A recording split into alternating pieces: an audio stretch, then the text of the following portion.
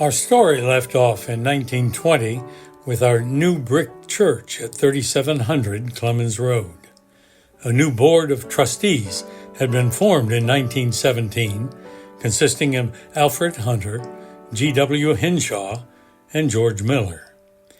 These three, along with 13 active members and one new transfer named Miller Henshaw, built our fourth home overall just as the First World War ended. It was our second home at this 3700 Clemmons Road location. Also in 1918, Clemmons Methodist Episcopal South congregation no longer relied on a circuit rider. Assigned to what was called the Haynes-Clemmons charge, 4 churches shared a minister that would hold services on Sundays on a rotation basis.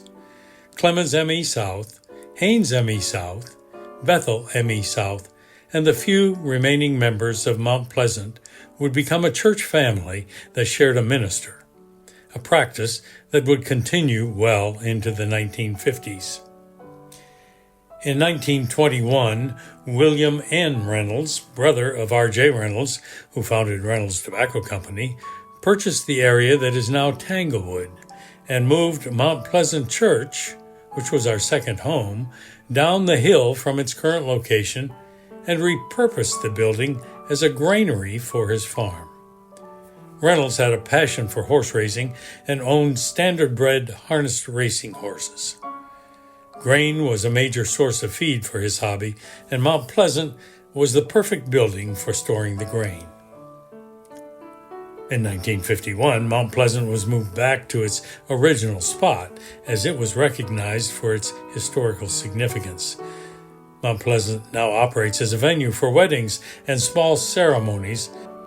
In 1932, a chapter of the Women's Society of Christian Service, a forerunner of United Methodist Women, was formed at Clemmons M.E. South location. The organization fostered spiritual growth and sought to improve the lives of women, children, and youth in the United States and internationally. It's a goal that's still shared today. The Great Depression was still a factor in everyday life in the late 20s and the early 30s. Printing church bulletins was considered an extravagance. In order to do so, the Clemmons Haynes charge sold advertising to help offset the cost. If the Great Depression was hard on people, it was equally hard on churches. Sponsors such as Frank Vogler and Sons Funeral Service and Clemmons Milling Company helped print our weekly church bulletins. In 1939, the split that occurred in the Methodist Church over issues surrounding the Civil War was finally mended. At General Conference in Kansas City, the Methodist Episcopal Church, the Methodist Episcopal Church South, and the Methodist Protestant Church merged to form the Methodist Church. Our stained glass window above the door in the prayer chapel displays the name of that time period. The period after the Depression would bring a spirit of development to our community as the WPA, or Works Progress Administration, began construction on the gymnasium at the Clemmons School to serve the students there. It started in 1940.